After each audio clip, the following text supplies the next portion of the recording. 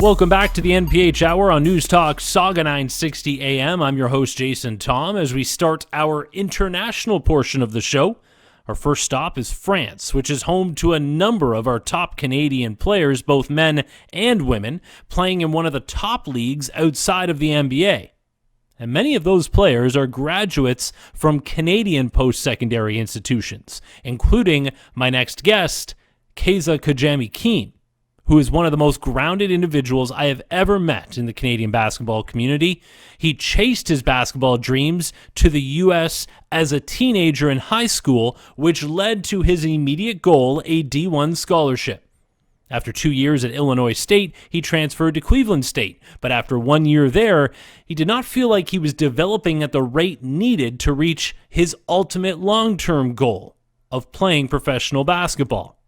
So he called Dave Smart and returned home to Carleton University to finish his collegiate career, resulting in back-to-back national titles, a Final Eight MVP, a spot with the Canadian senior men's national team, a season with the Raptors 905, and then the beginning of his overseas career.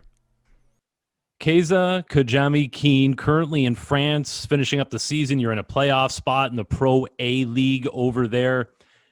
I wanted to have you on just to give us insight as a player playing at a high level internationally. First question, what's the schedule and travel like? Is it a fairly local league for you right now? Are you just busing to games and then, when the playoffs hit, it's like a best of seven? Just give us an outline of that.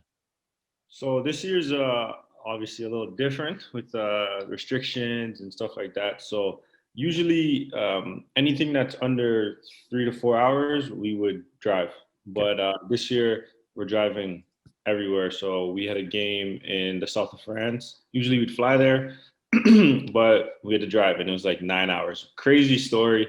We drove down to the game. We're warming up before the game. Game's about to start an hour. They come out and say game's canceled. Somebody on the other team tested positive. You got to go home. Literally drove 9 hours, drove back 9 hours. Had to go down there again, second time. Same thing happened the second time. So it's been definitely a weird, season, but usually we'd fly to anywhere in the south, and then we take the train a lot. So it's nice. You get your own section of the train and your own space, which is really nice. So it's been a different year with that, but otherwise it's usually pretty easy traveling in France.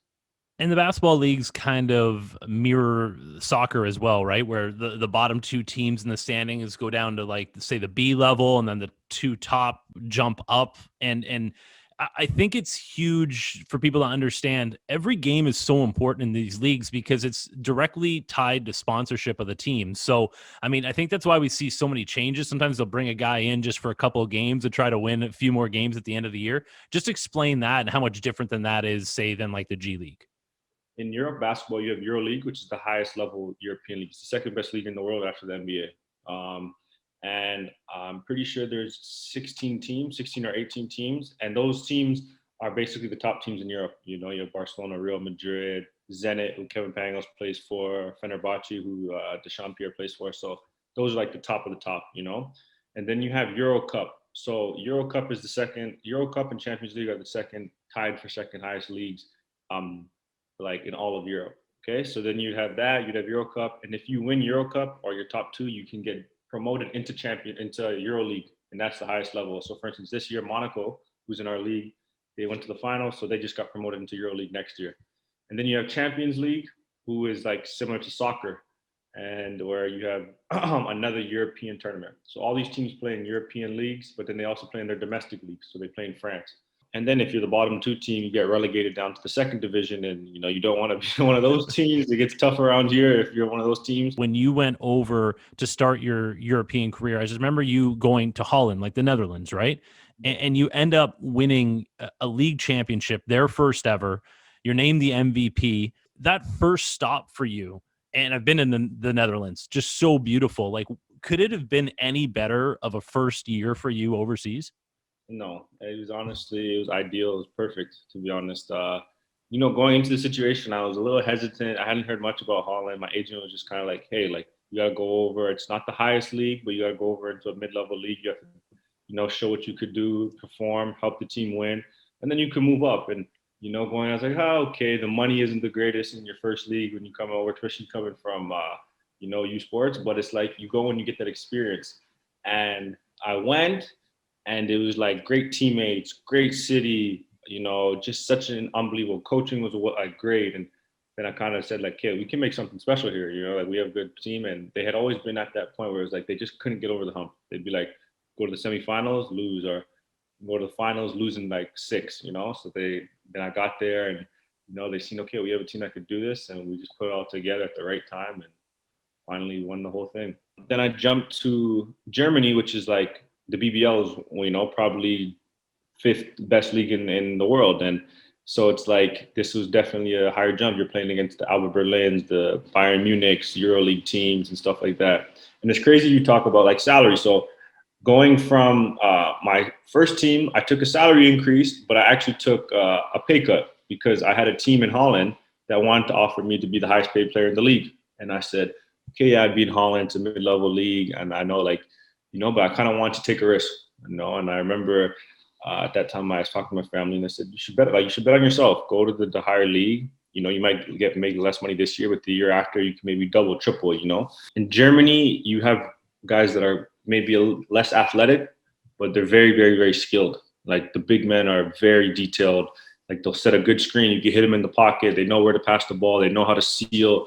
They're very, very, very skilled, but maybe not as athletic. And then in France, you have teams that are far more athletic. You know what I mean? And you have guys that are quicker, stronger, and stuff like that. And it could deal with rules. There's different rules in different leagues. So, for instance, in Germany, you're allowed 6 foreigners, and then the rest have to be German players. In France, you're allowed 4 French players, and then the rest you have allowed 4 Cotonou players, and then 2 Americans. So the Cotonou players would be African, Caribbean, So it's different in rules that could maybe change how certain leagues play and stuff like that. So it's definitely interesting to see how they all comes together. It makes the leagues different in their own way.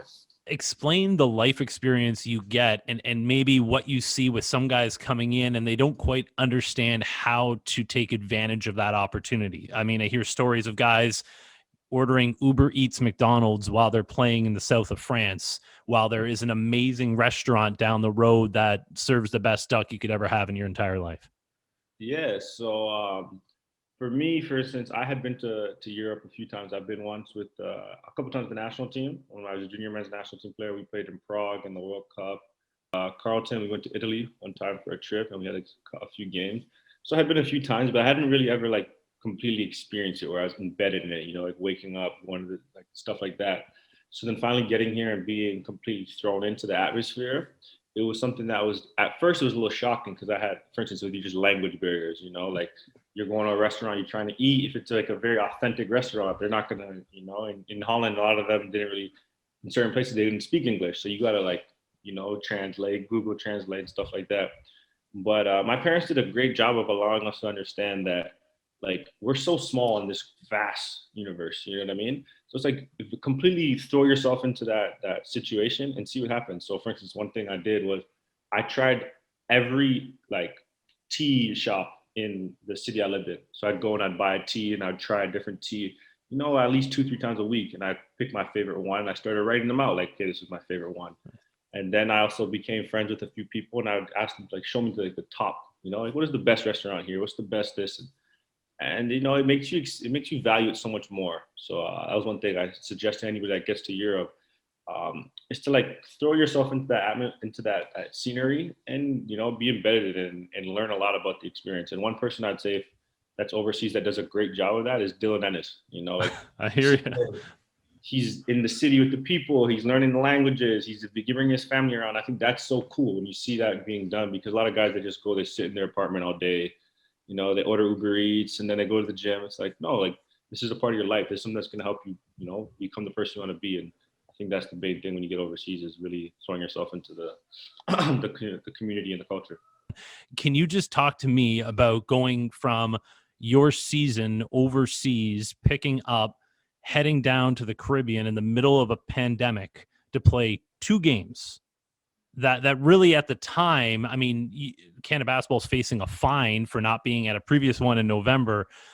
Just talk to me from a player's perspective, what that's like to go and do that for your country over a 5-day span and travel how many hours you did. For me, it's always been Canada basketball says come play, go play. Like, it's just how I was raised, how I've been, and I always say um, just the opportunity to be Canadian is something that I can never express how grateful I am. My grandmother came over here and created a life for all of her grandchildren and stuff like that. So if I can give back in any way I can, I've always been willing to. So when they called me in November and they asked me, "Do you want to come play?" And I said, "Yeah, why not? I'll come." And then they said, "Okay, we're not going to do it this round, but if we do it in February, would you come?" And I said, "Guys, if I'm available, if I'm not hurt, I'll play." And that's always how it's been with me. And obviously, you're a little more cautious now because it's like, I think my club was the most cautious. They're like, you got to have your test. You got to make sure you're going to be back. I don't want you getting stuck over there. But for me, it's always a simple decision because, the bonds you make with the people at Canada basketball, those are bonds that last forever. So I think it was a simple decision. Obviously, it was tough. You know what I mean? You're flying, you got to wear a mask everywhere. You can't, go hang out with your friends, stuff like that. But it was a simple decision for me, to be honest. So, all this happening over all these years, the paths that we just talked about, and, crazy to think that arguably none of this could have happened if you hadn't made that decision to return from D1 basketball to join up with Dave Smart at Carleton there.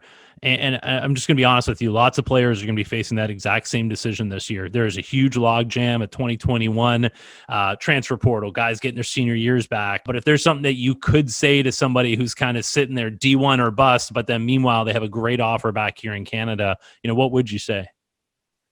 Well, I wouldn't be on the senior men's national team. I wouldn't be playing professionally if I didn't come home. So that's just the facts. It's not me saying, "Oh, this could have." It's just the facts. If I would have stayed in the States, I would just be probably working 9 to 5. And there's nothing wrong with that. But I'm saying that's what I would have been doing. Because I remember when I sat down with my college coach at Cleveland State in his office, and I said to him, "Do you think I could be a pro?" And he said, "No." He said, "I don't think you're a professional. I don't think you can be a professional basketball player, especially not anywhere where you can be successful." He said, "I think the best thing for you would be to get your degree. And then if you want to come be like a GA here, we'll pay for it. And then we can go from there."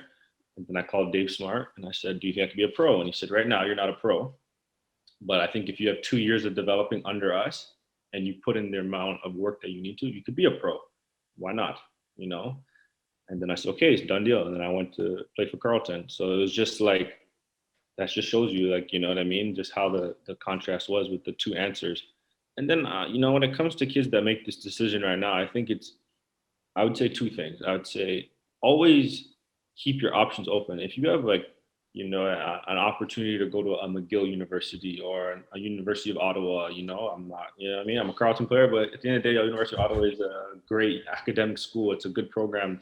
UBC, one of these academic schools where it's like, you're getting one of the greatest educations, period.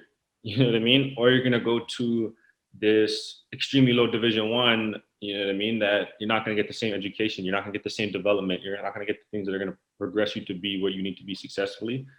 Then you need to at least go on a visit. Go seek it out, go see it. And I think that was one thing I didn't do. For instance, I remember when I was coming out of high school, it was like a joke that we would say, like, "Oh, you're gonna go to Carleton." And then now when I sit back, I remember going on my visit and I was like, "Holy, this is nice." Like, this is nice campus, nice city, basketball is good. You know what I mean? It's like, I knocked it before I even gave it opportunity. And I think that's one thing kids need to understand. It's like, give it a chance. Go see these schools. Go check out what you would want to, and then if you don't like it, okay, then you make your decision and you go a different route.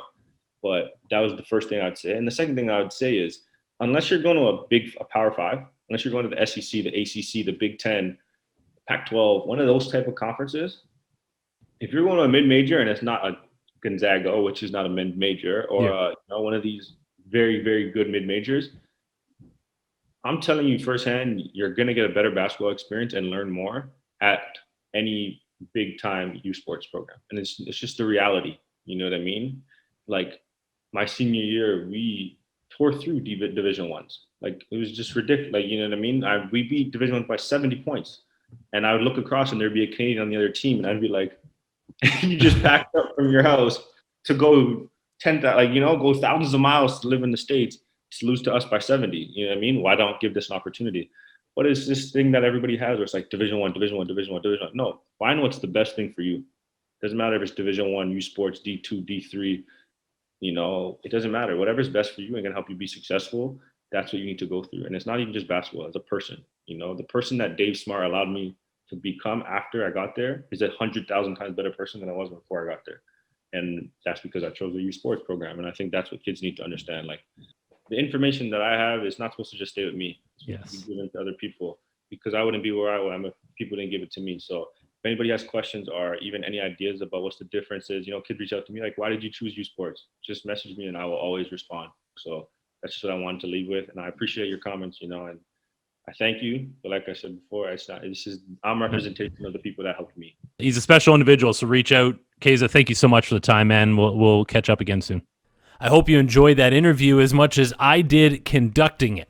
If you're wondering, Kajami translates to the God in me and was initiated by Kaza's father, who wanted an addition to their last name because his family were descendants of slaves. Now his son is making the new family name proud in more ways than one. Next, we take a trip to the Far East, where we check in with the general manager of the CEBL's Hamilton Honey Badgers, who has been working with the Shanghai Sharks of the Chinese Basketball Association, Jermaine Anderson. The man known as Rock is coming up next on the NPH Hour here on News Talk Saga 960 AM.